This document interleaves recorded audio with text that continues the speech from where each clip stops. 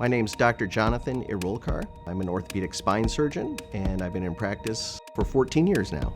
Both of my parents, who were physicians that emigrated to this country, they always said ultimately the satisfaction of the things you remember are the patients themselves, and how you could help them and how you become a part of their lives.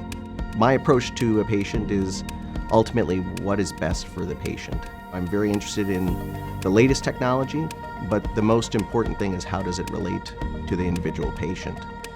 IBJI is an orthopedic and physician-owned and run organization as opposed to a hospital system. So we are answerable to each other and our patients, which fundamentally is still the most vital relationship.